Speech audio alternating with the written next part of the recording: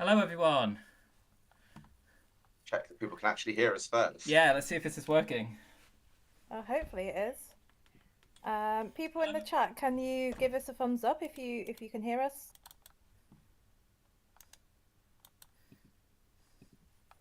Okay, brilliant. Okay, Amazing. cool. All Awesome. right. That means we got the first bit right. We got Yeah, a stream it's up. working. Our audio and video is working. Okay, so shall we quickly go through and introduce ourselves? I'm supposed to be following the chat, but God, there's far too many messages to do that.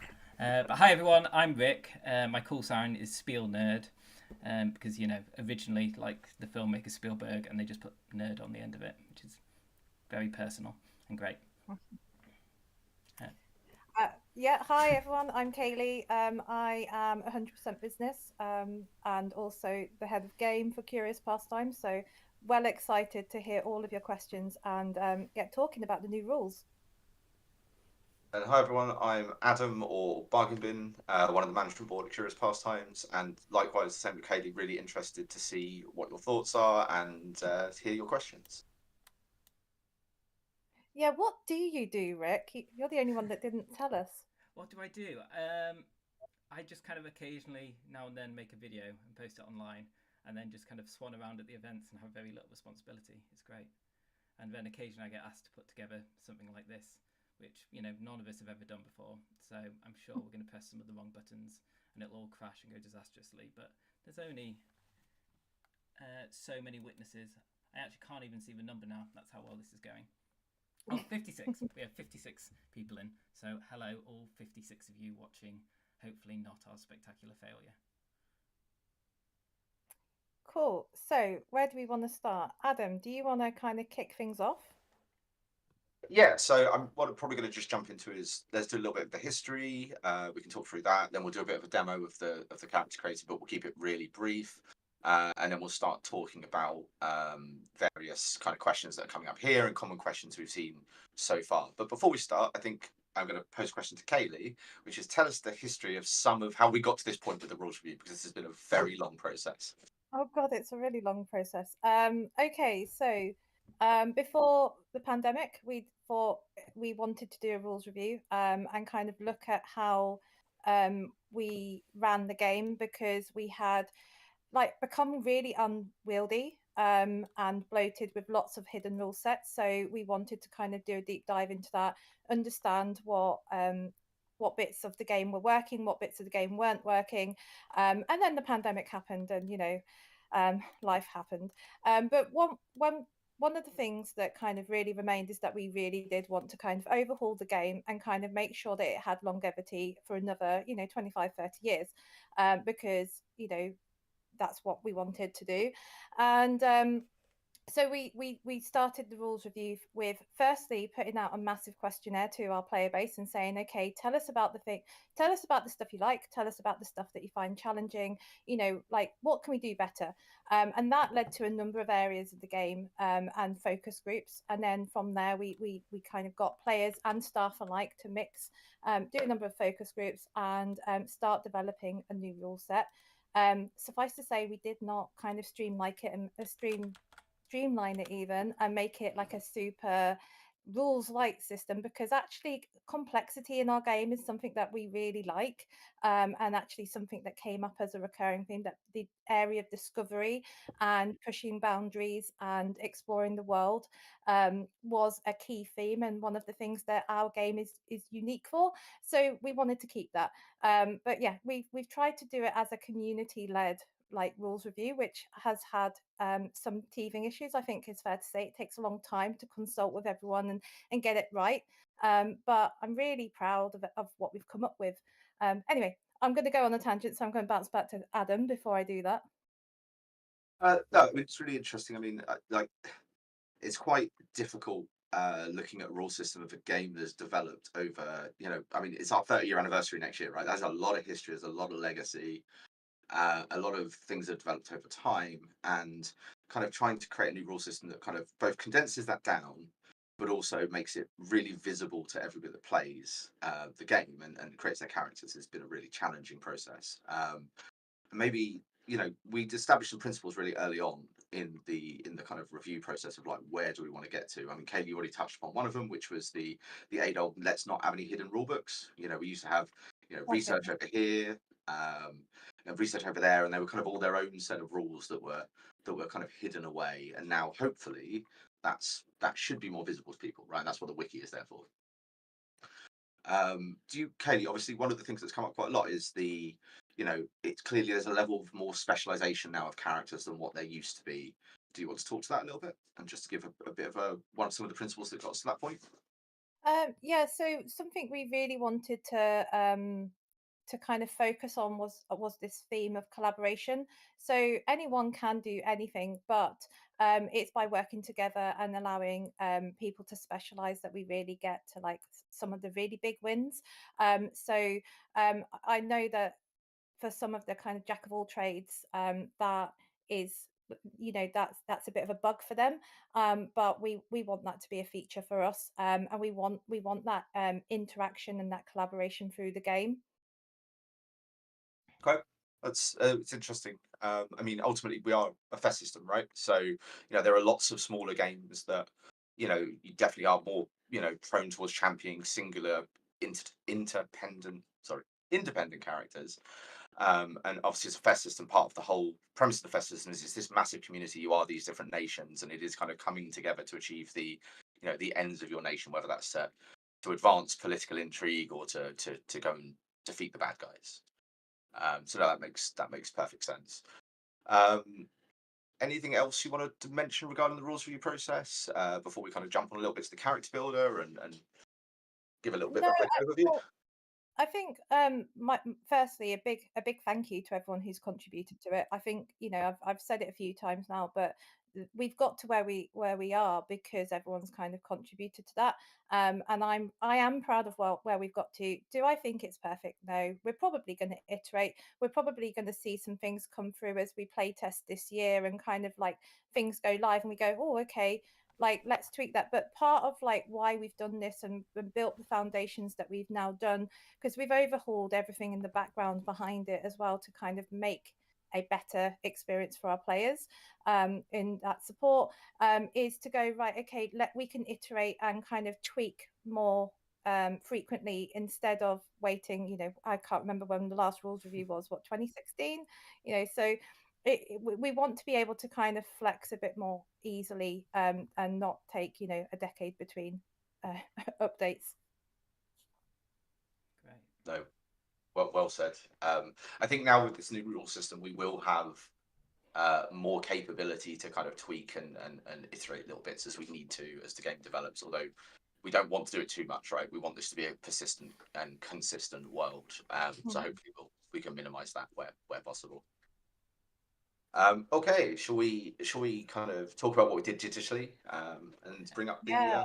I guess bring up the character builder. Yeah, I mean, sure. while Rick brings that up on stream, and hopefully Okay. this bit works. Obviously, while he does that, you know, there's two things we've done as part of this new rule process. One of the points of feedback we had previously was all we have is a PDF document that can be kind of unwieldy and quite hard to find what you're looking for, and people are now familiar with the more modern wiki style of things. So we implemented the wiki. And as of this weekend, we put the new character builder live.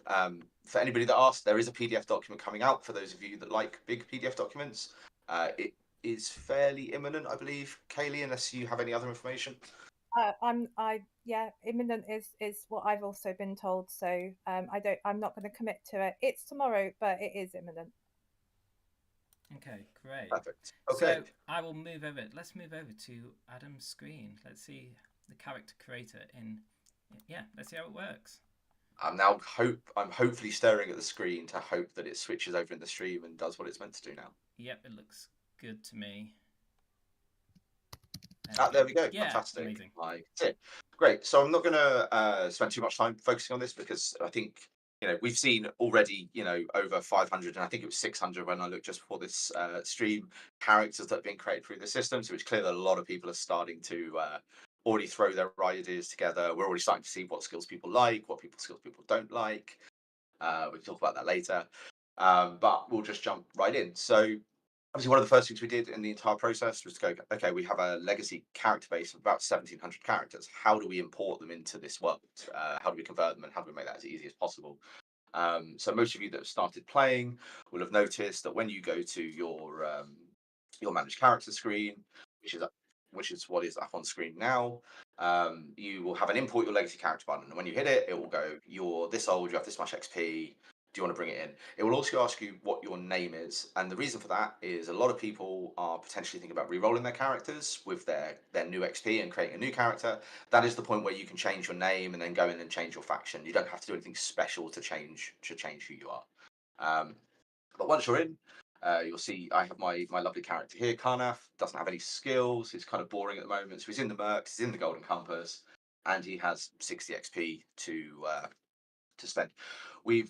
We'll discuss this a bit more in depth later on, but this is also where you have the options to import any research that you have. So research in the sense of anything creator, so crafting, alchemy, surgery, or any other creator if you've done anything a bit more unique. Demonology, necromancy, thaumaturgy, ritual magic, or any spell research, as well as any academy-based skills, whether that's normal academy or any unique training that you've done. And it'll also ask you for character name if you've changed your character. Submit that. That will come to a list to us, and then we will then reach out to you over the next couple of weeks to try and line that up. That may be via email. It may be a direct message if the person looking at it is already familiar with you and has worked with you in the past. Likewise, ritual special requests, same sort of deal. If you've gone through the ritual circle, or you were a faction special, or you have some other upgrade from some nefarious deal that you've made with a creature that you might not want to admit to the FC that you've made a deal with, you tick it there, submit it, and that will come through to the list. And likewise, we will contact you. So nobody will lose any of their research. So moving on, standard kind of other things here. You can retire your character, you can kind of kill your character. And you can look at your details. So one of the things we added quite nicely is this kind of XP detail screen. One of the big requests that we had was, could we display all of this information in a simplistic way so people understand what XP they've spent?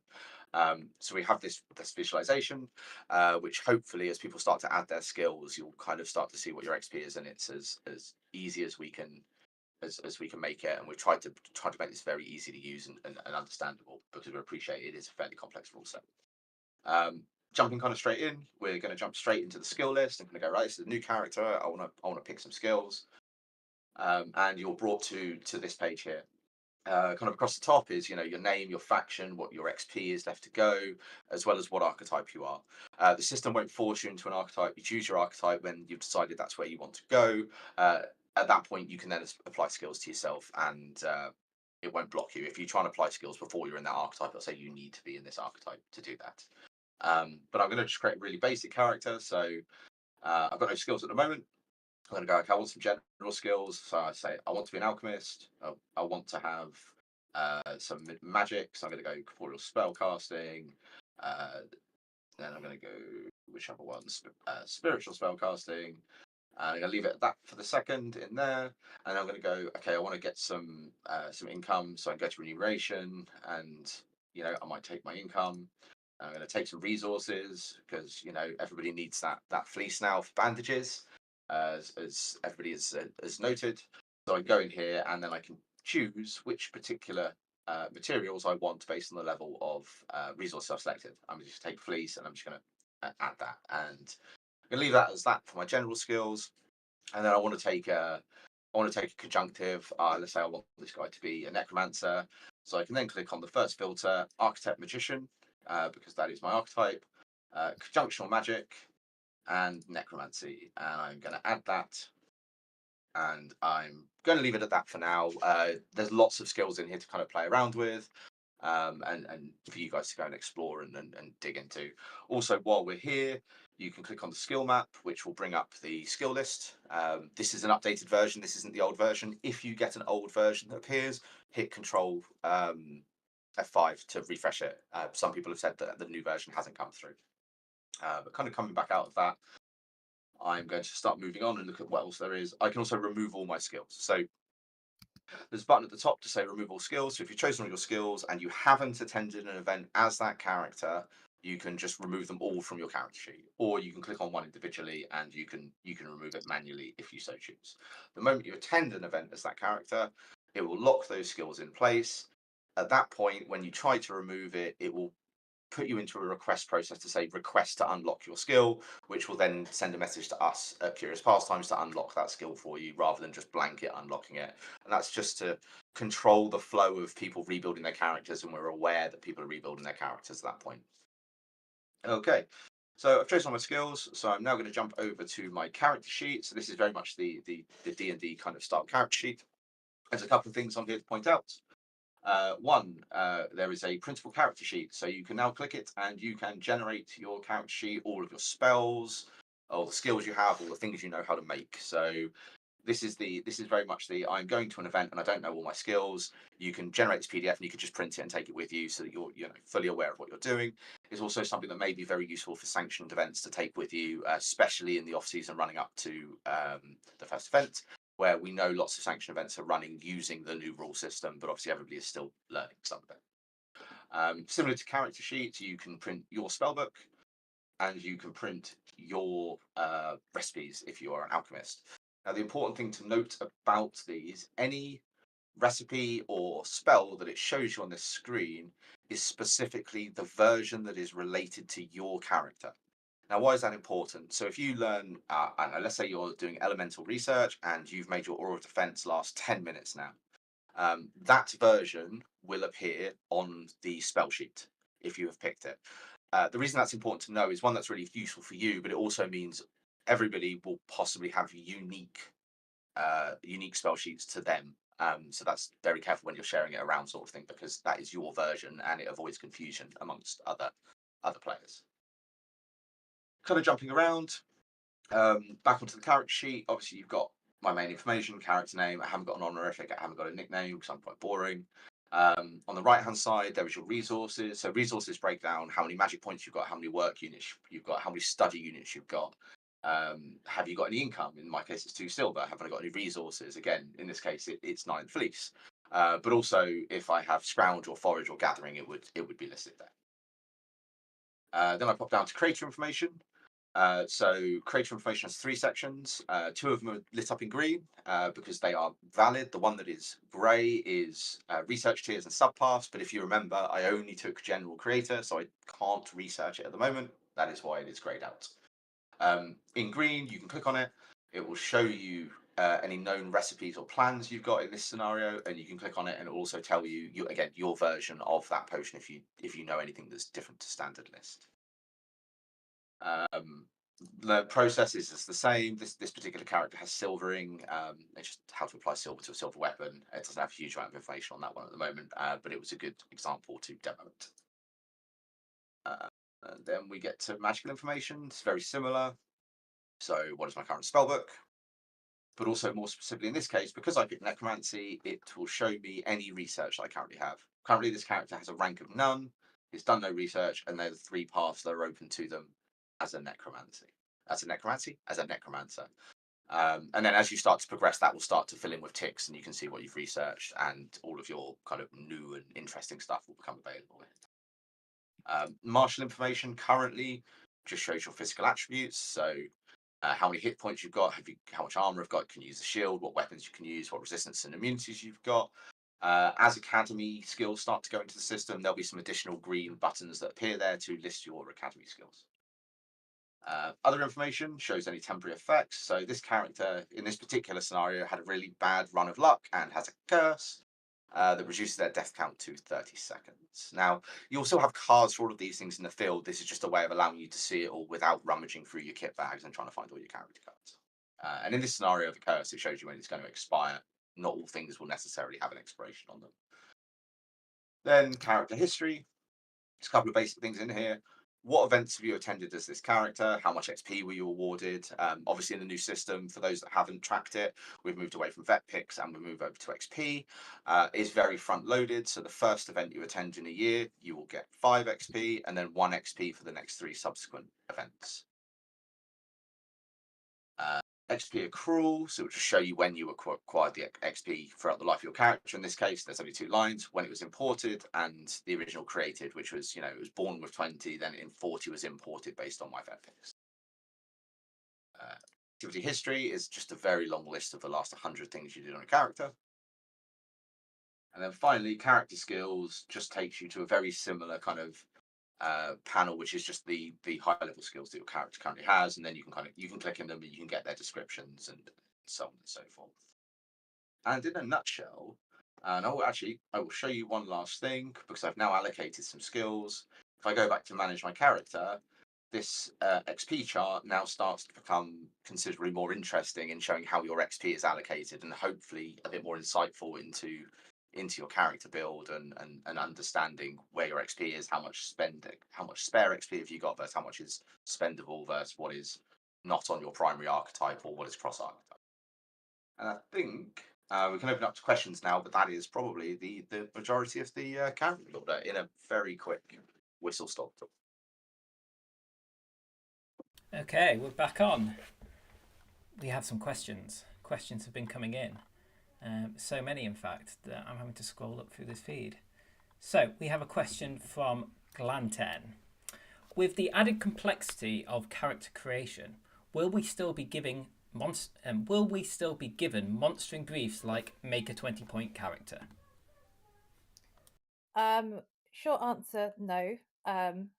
Because there's a lot more complexity in skills now.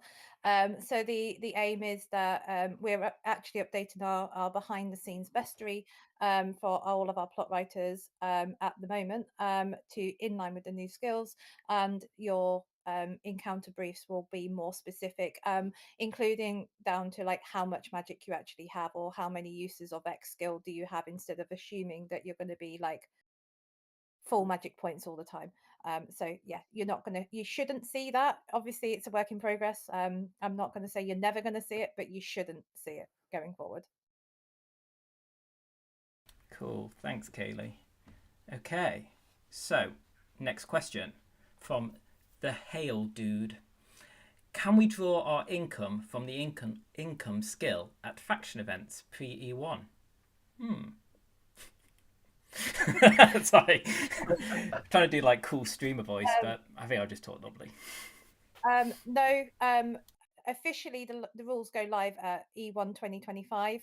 That's because we want faction events to have the ability to kind of test things, and kind of not all faction events are going with the new rules at once. Some of them are doing half and half.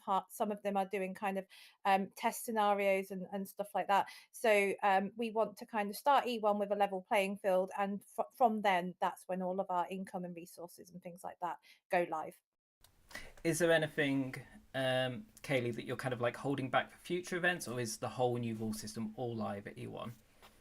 It's all live at E1. So, fun and games. Can't wait.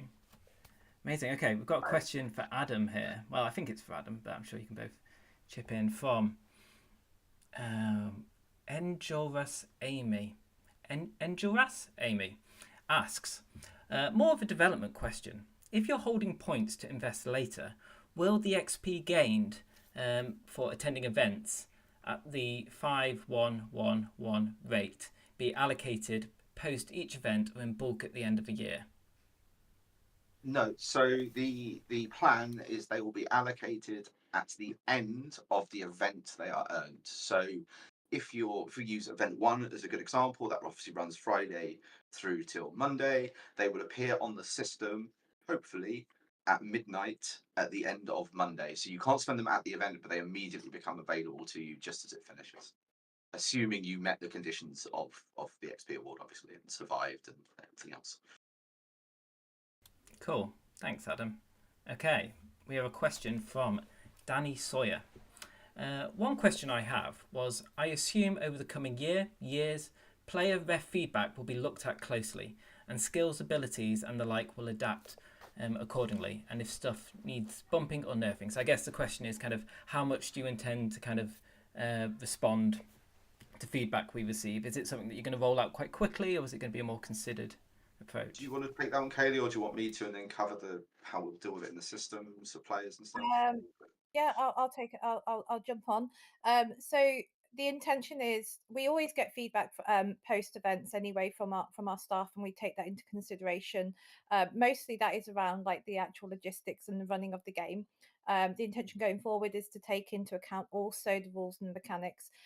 We probably won't, do an event to event like tweak on rules. We'll get some kind of ground covered first, and then kind of review back, but the intention is to kind of like do a bit of a feedback like loop at the end of every season and go, okay, is there anything that needs to iterate? Yes, no, and why?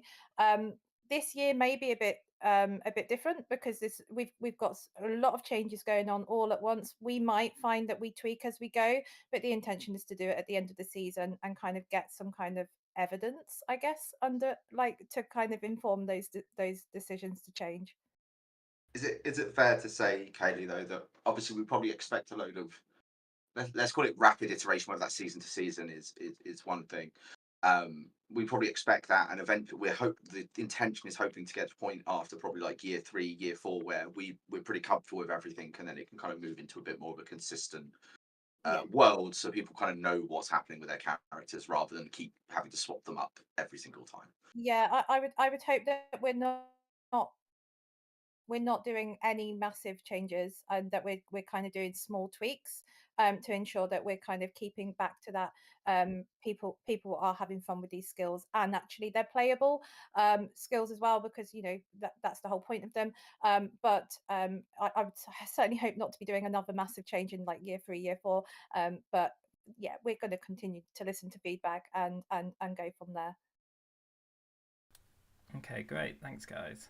I have a question. I think maybe this is a bit more for Adam about the character creation from Ed Allison. Massive thanks for doing what looks like an excellent job to me. Thank you, Ed. A question that I've seen from a few people is when will the effects of research and training likely be reflected on imported characters, and whether those expecting to be affected by those should hold off from character import. So yes, when will effects of training be reflected in their imported characters? So first of all, thanks for the kind words on the site. Although I must profess, it is my long-suffering developer, not me, so I can't take all the credit for that. But I have been working incredibly hard to get this done. Now, Ed, yes, you mentioned it was already answered, but I will go into it slightly more in depth. So hopefully anybody that has requested an import will get their kind of stuff over the next kind of on couple of weeks, maybe up to a month sort of thing. We'll contact you individually. Some people may take slightly longer due to the complexity of the skills for something that's truly unique, but the intention obviously is to get through this pretty much ahead of as far ahead as event 1 as possible, because we don't want people hanging around. In terms of the second part of your question on the import, I would suggest do the import anyway, spend the skills and spend the XP. You're not locked in. As we go through those conversations, we can adjust your XP downwards and you can unallocate the skills. Obviously, the wiki does say roughly what the XP is per kind of research tier, like novice, adept, expert. So you will have those of you that have been doing research, especially with like conjunctive magics now, will probably have a little bit of an idea of what it's likely to cost. But I wouldn't stop it. I wouldn't stop yourself from playing around with the character. We can kind of unlock it, and we can play around as we kind of work through your research. Cool. Kind of a slight follow-on question, Adam. So, like, how complete now would you say the character creation is? Because the wiki's gone out and there was some changes. Is the character creator, would you say it's like content complete, or are there things that you kind of want to tweak and change? So the physical character creator is content complete in terms of the ability to allocate skills and to choose your skills. The character sheet will have a lot more still coming into it. So, for example, people would notice there was no academy button on there yet to view your academy and martial skills. That will be added, and these will just be incrementally added rather than waiting for a big release. I think most people are now familiar with my random maintenance messages that go up on the Curious Pastimes website on like a Saturday morning at 7 a.m. And that's because that's when I'm up and I'm just upgrading the system. So those things will start to be incrementally added. Likewise, there will be additional information about when you are currently researching something, whether this is as a crafter or as an alchemist or as a as a necromancer, a demonologist, or an elemental sorcerer, that will give you information that this is your research project, it's open. I know there was a question already that asked this, so I'm just going to kind of run down this question. That sort of thing won't necessarily tell you exactly where you are, but it might give you a bit of an indication. So it could be blocks of like, 1 to 25%, 25 to 50%, so on and so forth. So there's definitely more things going into the character sheet to front up what your character knows and what they're doing. Cool, thank you. We have a question from. I love these usernames that are gonna. I'm so terrible at pronouncing not like everyday. No, sorry. I'm so terrible at pronouncing words and completing sentences that this is going to be fun. Okay, is it Sarboa? Sarboa? Kaylee, you've seen this question. Am I saying that right? Your guess is as good as mine. But there's a couple of questions from this person. So, Yeah. which question are you Well, referring I'm going to? to ask the first question on the list, which is question for the AMA. All the conjunctional magics research trees currently include a line of core rights. Is there any chance we could get a bit of a description about what this would include for kind of each of the lines? Is this also something, Adam, that might be worth showing on the skill tree? We can swap back to screen share. So it's probably not something worth showing on the skill tree because it's not on the skill tree, it's a subpath element. However, I can kind of answer the question. I do think there is probably an element where we will need to put some sentences up explaining, what is core right versus construct versus, mortal investment, object investment when it comes to like demonology, and so on and so forth. But effectively, core rights are things that are fundamental to the discipline that you are kind of pursuing. So I'm going to use necromancy as the common example. Everybody knows that a necromancer can raise a zombie. That is a core right. It is something that's fundamental about being a necromancer. It's not an emulation of something. It's something very fundamental to what you are. Likewise, on a demonology, it's summoning a demon, and as a thaumaturgist, it's disrupting a construct, for example. That's what we mean by core rights. But we probably will add some high level descriptions to the wiki because we haven't at the moment, and that will probably be helpful to signpost that. Cool. Hope that answers the question. Next one from Marianne. There's a question that was put on the Discord yesterday about surgery. So basically, is Sanctuary in effect while you are doing field surgery / healing? Or does the death count continue? Ooh, I will need to check. So let me come back to you. I need to go and read the rules again. Okay. Is that something you can answer, Adam? I'm just bringing up the wiki now, but don't share my screen. The exact wording of what it says. So that just for everybody's benefit, one of the challenges, and I'm sure Kaylee has the same challenge, as we've iterated these new versions of the rules over and over and over again, the exact versions of the rules in all of our minds are slightly different. So even we have to go back and refer to the wiki to refer back to what was the final version that we actually agreed on. So I mean, I referred to the rule book like every single time I answered anyway beforehand. So I'm very glad that there's a wiki with a search function. Thank you, Adam. What you're kind of saying as well is that any answers in this AMA are kind of more like more informal than what it says in the wiki is that is the rule, and that we're just three people. Well, really, it's only two of you that have any sense of what the rules are. So the wiki doesn't explicitly state it. So that is something we will take away from this AMA and just kind of clarify. Even if it doesn't, we should clarify specifically that it doesn't, because healing does, and that might cause confusion. And if it does, we should just add to it. So we'll take that one away because actually it's not on the wiki at the moment. Yeah. So yeah, thank you, Marianne. That's a great question. We'll make sure that we get that one answered for you. Okay. Next up from Desi Boots. I plan to take Scrounge and Gather. What would be the best way to utilize God if I use? What would be the best way to utilize God if I use both these skills when used in the same day? Should I go to God immediately once done with the first one? Okay, so we don't plan to change Scrounge or Gather or Forage or whatever from the way it is at the moment. You still go to God, you'll still need to take make a pick out of a bag.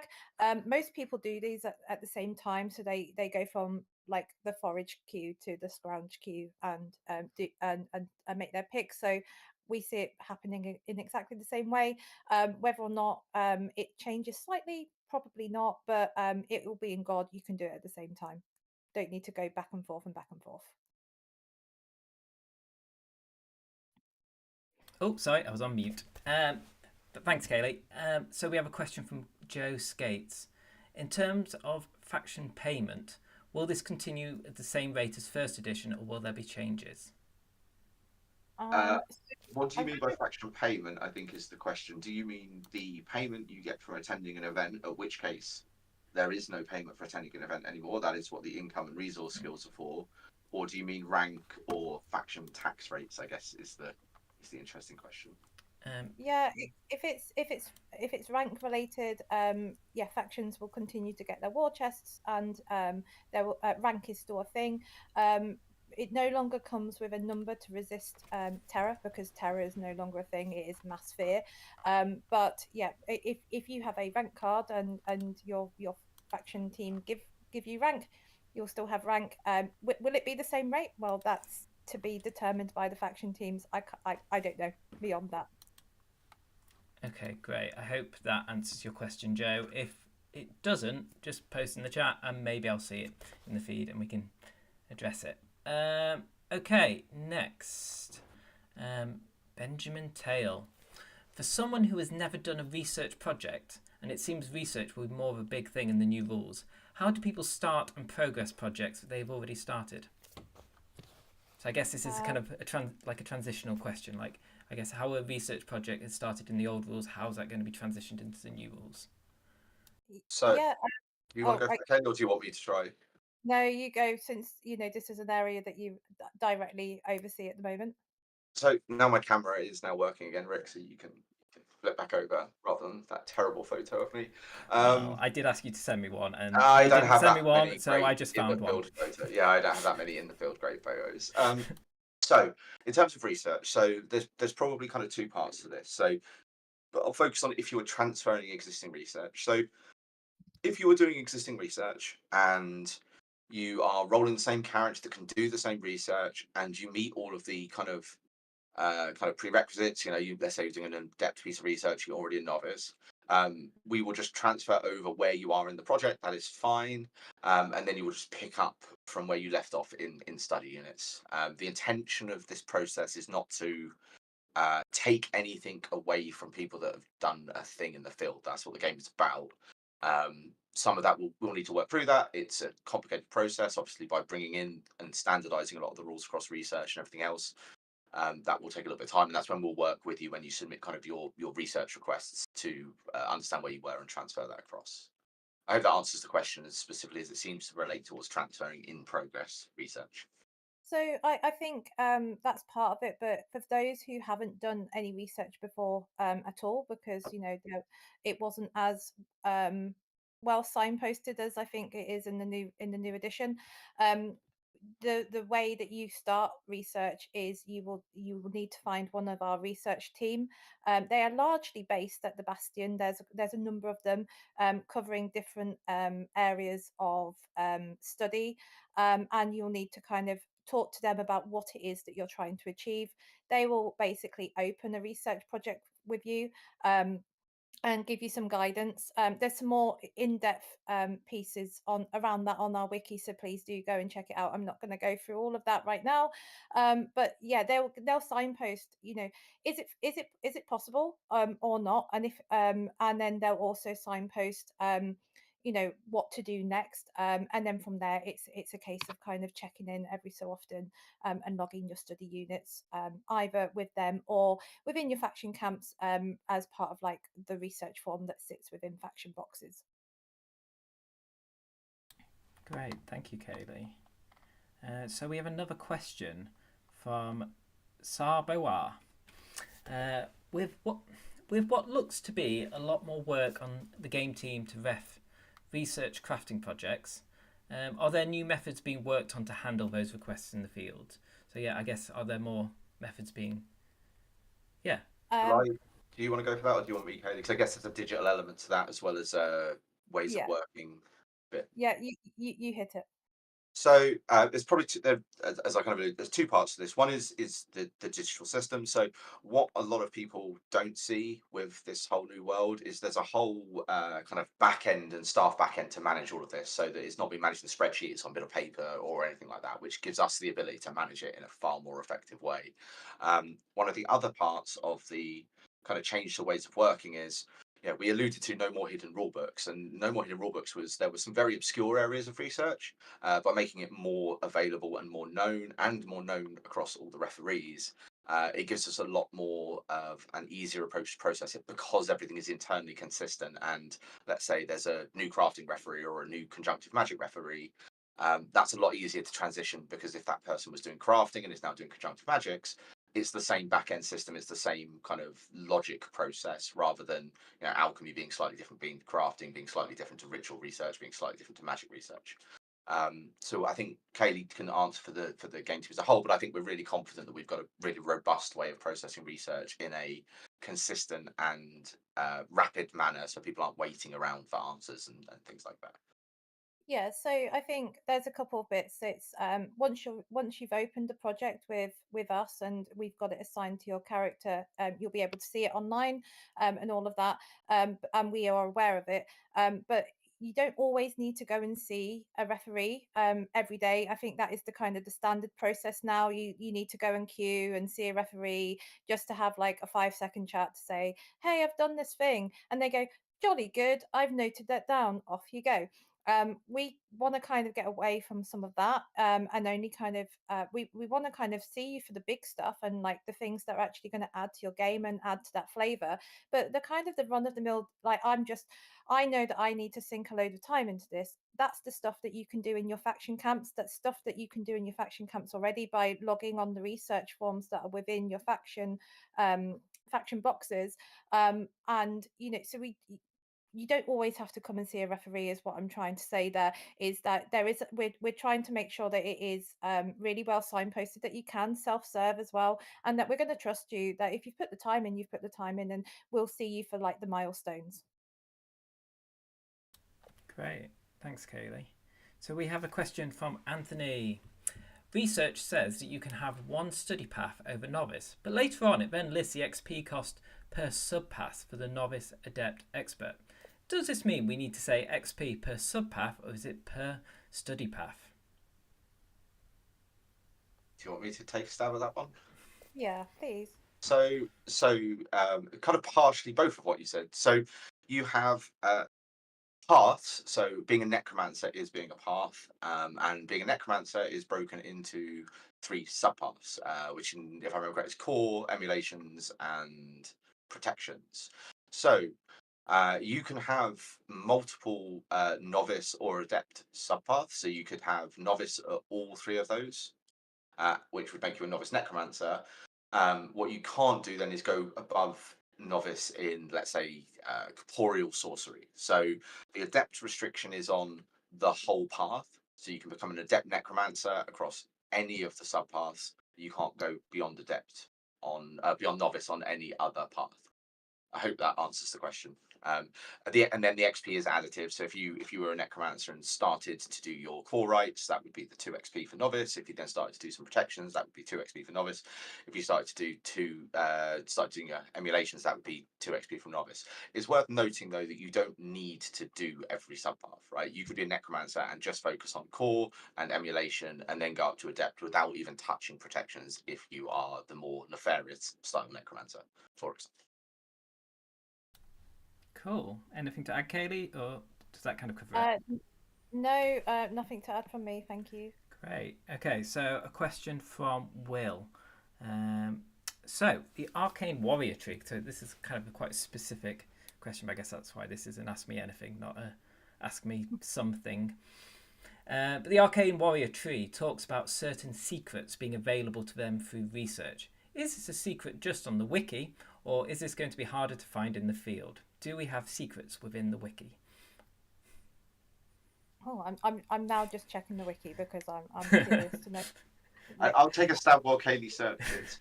I think what it's specifically referring to, it's while we're not having a hidden rule, no more hidden rule books, and that's one of the core principles. One of the other core kind of principles of the Curious Pastimes world is a deep world with a lot to learn.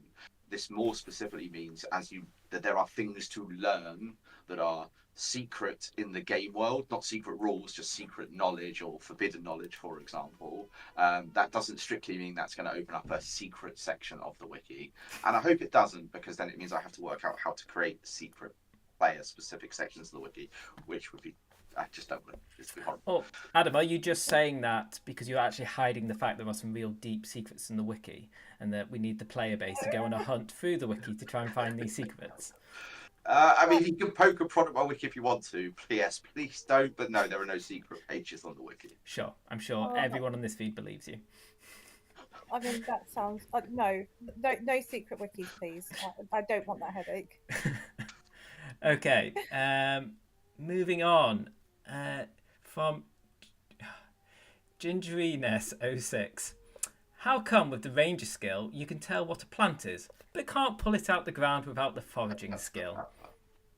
In fact, I actually might be able to answer this one because, I can identify some plants, but I have absolutely zero gardening skill, and I would probably completely fail at pulling them out of the ground without doing my back in or something. But yeah, maybe you probably want a more rules-focused response. That is basically the answer. The foraging skill allows you to keep the active properties of that plant going and preserve them. Whereas anyone can just pull a plant out of the ground. Whether it's going to be useful afterwards, no, probably not. But foraging does allow you to keep that usefulness. Okay, that I feel really resonates with my gardening ability. Okay. Matt. Was this a question from Matt? I haven't written your name. Yeah. So from Matt. So this is a question on behalf of a friend. Yeah, sure, Matt. Will there be a greater explanation into conjunctional magic / magic research, i.e. a sheet with a 101 style theme, ideas for starting projects? So I guess kind of like a kind of beginner's guide almost to... So I think I could probably answer that. So yes, to a degree, I think is probably the answer. So one of the things that we discussed already is that we don't have anything that is saying what is core versus emulation versus kind of like protection. Again, being accused of liking necromancy or object investment, mortal investment, or for like I know, right? For demonology or anything else. So I think we will probably add some stuff to the wiki via paragraph for each one that kind of explains what the general themes are about that. Maybe some basic examples of some really low level projects you can do with that. That said, from beyond that point, obviously we want players and specifically the characters they play to go out and explore interesting things in the world rather than defining a set path of what you have to do. And it's a very delicate balancing act between going, here's an a la carte menu, and then everybody just thinks that's the options that are available, versus going, here is the general theme, go and discover, come up with something weird and wacky. Then we can have a chat about it and say, look, can you do this project? Yes or no? That's part of the creativity that we're trying to foster with the depth of the underlying lore of the Curious Pastimes world. Cool. I don't know, Kaylee, if you've got anything to add to that. Sorry, I was looking at the feed and the questions coming in, so I missed that. I'm so sorry. Yeah, sorry, I was just my baby's crying quite loudly in the background. But I'm sure someone on the feed was listening, Adam, and I'm sure they'll comment if there was any queries about it. So we have a question from Joshua about research. How do you plan to handle the currently anticipated 3-mile long queue outside of the Bastion at time in on Friday? Are the processes of starting research going to be that's one of those words I really struggle to say. Are the processes of starting research going to change a lot? Great question. There's a couple of things we're doing in anticipation. So the request research button, firstly on the character builder, is really important to us because it helps us prioritize transferring that over to you and let you know how that impacts on your characters. It's a bit of a priority list for us, but also it allows us to add it to your characters and know if you're planning on attending events and things like that. If it's ongoing research that you want to do, we probably, oh, hang on, I'm getting well distracted by by the chat. Let me close that down for a second. um we we don't anticipate there being loads and loads of queues at E1. No more queues than normal. We don't think. If you're doing ongoing research, there are, as we said earlier in the AMA, there's already like different ways that you can go and log that through the factions. We are discussing whether or not you can tell us in advance that you're going to do continuation of your research, so you only need to come and see us for new stuff. We'll keep you posted on that, but yeah, we're looking at ways to kind of make it easier for you. At the moment, we don't have all of the answers yet, but we'll let you know as soon as we do. Okay, great. Do you want to add anything, Adam?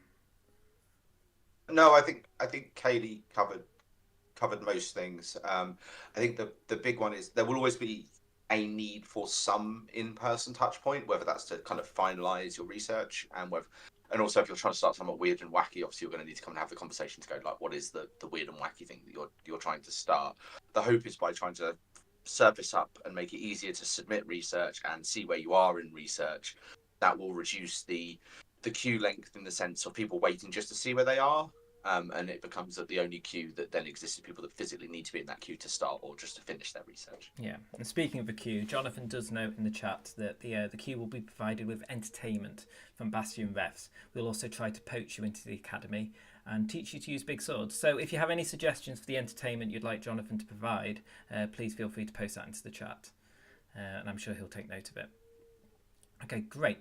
We'll move on to the next question from Slapdash Prime. And firstly, this is not a stupid question. There is no such thing as a stupid question, except for the question, is there anything that is a stupid question? That's a bit of a stupid question. But Slapdash Prime's not so stupid question is, the builder seems to let me make a character in which my primary archetype is not twice the XP of my cross archetype, for example, 14 XP cross 22 primary. Is this due to some Is this due to some of my general skills? Just trying to get a bit of clarification before I hit save. So actually, I can probably answer that quickly. Yes. So one of the in the original version of the second edition rules, there was a view that only your primary archetype points counted towards what you could take in a secondary. After kind of community feedback and kind of going through the process of building characters, we discovered that was too restrictive. It didn't. While we don't want to have, jack of all trade characters, we did want some flexibility to exist. So one of the changes we made was that general XP counts towards your primary archetype choice. Therefore, you get more that you can put in secondary archetypes. So there isn't an issue there. You can press save on your character. That is correct. The only restriction that does exist is your no other archetype can exceed the amount of XP that you have spent in your primary archetype. Because otherwise, why is it your primary archetype? Okay, I was definitely paying attention, and I'm sure that absolutely answered it. Thanks, Adam. Okay, we'll do just a couple more questions because we don't want this to kind of drag on. Kaylee has just messaged me not to ask one of the two questions I was going to ask. So let's quickly pick one. Let's go for Enduraz Amy's question. Is there a rough conversion for study units to XP, e.g. use academy training for new weapon skill to give a rough indication of how long it'll take to gain the skill in game? No is also an answer. I think the answer is there isn't one that is published yet. There is one thing that we are currently still working through, but I don't think there is anything currently up on the wiki as we're just finalising that. Yes, that's correct. Okay, let's have a quick look in the feed, see if there's anything pressing. Any questions I've missed, Kaylee, that you want to answer now? And if, by the way, if we don't answer everything, we're keeping track of all this, we'll write it all down, and we'll try and answer it in some other capacity. There's probably loads that we've missed, but it's been a really nice interactive chat, which has been a little bit distracting but also amazing. So yeah, thank you for all the questions. If we, as Rick said, if we haven't got to them, we will we'll note them all down, and we'll follow up with a post this this thing. But yeah, Okay, there are definitely some that I do have one last question I want to ask you both, which I think is a good kind of cap to kind of close all this off. It's from Joe. So Joe asks, which new skills are you most excited to see in Cooper Second Edition? Oh, oh, that's a hard one. I mean, I know mine. It's definitely Beast Empathy. Yeah, I knew that was going to be your one. I'm shocked. I'm so shocked. Oh, that's a really hard one. I don't know. We can't end the AMA on a I don't know. No, it won't. It won't be. I'm just trying to. I'm just trying to think of one that I want to Do you want me to more. go first while you're thinking? Yeah. Or are you good? Yeah, While we do this, I'm going to just try. We're going to spotlight Adam for this because I think this is a really important question. Let's see if this works. I mean, it's not, because it's a really easy answer for me. So, for anybody that knows me when I was kind of full-time playing, knows that basically I played this stereotypical battle mage. Every character, it's quite boring. Magic is my thing. So for me, Gift of Fire wins every single day in terms of the amount of utility that it brings. It's not perfect, because obviously if you take lots of magic, you will run out of lots of magic really quickly and have no other skills because you've spent everything in magic. But Gift of Fire has got to be the way to go for me. I'm so shocked that you went that way. I am really looking forward to seeing the new ritual skills being used and how that goes. But similar to Adam, if anyone knows me and how I play, I am a warrior at heart and love a good battlefield. Will Will did nail it by saying Berserker. I would love to do that, but no, I would really like to kind of play around with like the immovable shield and the sturdy shield skills. I think they're going to really add something interesting to battlefields in terms of like the flow. So that's what I would like to kind of pin my hat on. Okay, thanks guys. So I think that's it for our first ever live stream AMA. None of us have really done this before, so apologies for the kind of slapdash nature of it at points, but I think it's gone quite well. I'm assuming people will be able to see and hear all of this from the chat. I think someone would have flagged something. I mean, I have had Will send me quite a few messages complaining about my volume and other things like that, but you know, I'm sure next time it'll be absolutely spot on perfect. I think it's fair to say, I think there are questions that people have asked that haven't been answered yet, and there's a couple of ways you can kind of reach out. One, we may do some more AMAs because there are a lot of questions that people are still asking, and I think I'd be interested to see what chat thinks. But I hope this has been a fairly nice and informal way to discuss this with you guys, and if it is, it's something we'll continue. Two, there is the Facebook page, the rules Facebook page. We appreciate that kind of goes into a bit of a submit a request, then we wait to approve it sort of thing, and we are clearing through those gradually. It's a bit of a long process. But also on the Curious Pastimes Discord, there is a rules questions channel, which some of us do monitor as well. So there's a number of different places you can reach out. So please do, and we will get to the questions as we try to kind of churn and process them through. Yeah, brilliant. Great. Thanks everyone. Yeah, thanks everyone. This stream should be available on YouTube afterwards. I've recorded it separately in case all of that falls apart. So we will make sure that this kind of stream is available to everyone after the fact, and we may even do a cut down, kind of time permitting. We have quite a few video projects going on at the moment, so we're hoping this year is going to be a year of content, and trying to kind of connect with you guys in my slightly stumbling way. I should really I'll let Kaylee say the final words. Oh, just drop you in there. Yeah, thanks for that. No, thank you, everyone. We do love talking to you. As the others have said, it's something we want to do more of. Please do keep asking your questions. I appreciate that sometimes we're a bit slow at getting back to you, but we're definitely learning to speed up. So please do keep asking and talking to us, and we will get better. And yeah, we will catch you on the flip side. See you later, everyone. Great. Bye, everyone. Thanks.